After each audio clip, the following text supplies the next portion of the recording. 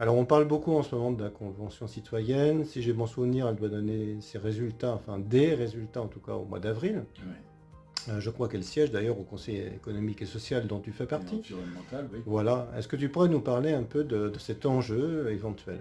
Alors, tout d'abord, je ne peux que me réjouir de voir que on va tenter de trouver une issue pour réduire les gaz à effet de serre.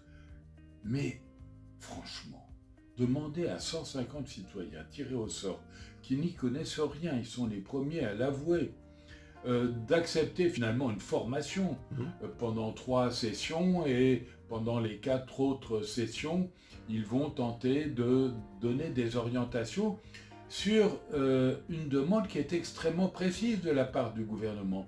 On demande aux 150 citoyens tirés au sort et incompétents de nous dire comment on va limiter de 40% les gaz à effet de serre d'ici 2030. Mhm. Et on ajoute, c'est François de Rugy qui l'avait dit, aidez-nous à nous flécher les moyens financiers qui seraient nécessaires pour ce faire.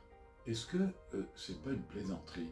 Alors évidemment, ces citoyens de très bonne foi vont être éclairés par des spécialistes, mais il existe déjà le Haut Comité au climat qui a été initié très judicieusement par le président de la République. Ce Haut Comité nous donne toutes les pistes. Je rappelle également qu'il existe les corps intermédiaires, c'est-à-dire le Conseil économique, social et environnemental, qui, excusez-moi du peu, mais intègre, agrège les syndicats, le patronat, les associations, les collectivités, que sais-je encore, et qui a travaillé sur ces thèmes, la justice climatique avec Jean Jouzel, et bien d'autres thèmes qui sont liés à la question posée. Et puis enfin, il y a le GIEC, qui est ce groupe d'experts qui fait un état des lieux et qui, au-delà de l'état des lieux, fait des recommandations aux décideurs. En vérité, on sait comment faire pour réduire de 40% les gaz à effet de serre d'ici 2030. Il faut simplement de la détermination et du courage. J'espère que c'est ce que vont nous dire les 150 citoyens tirés au sort. Et au cas où il ne serait pas entendu, alors qu'est-ce qu'il y a comme possibilité? Alors moi je suis très désolé parce que ça nous met cette affaire sous le tapis, le grand débat. Je suis Mhm. désolé, mais on a travaillé, il y a eu des dizaines de milliers de propositions sur le thème de l'environnement qui sont arrivées en priorité dans toutes les questions posées. Qu'est-ce qu'on en a fait de ces propositions? Le gouvernement s'était engagé à entendre la voix des citoyens. Qu'est-ce qu'il en a fait? Et dans ces propositions, il y a des propositions très élaborées sur la question climatique, sur la biodiversité, etc.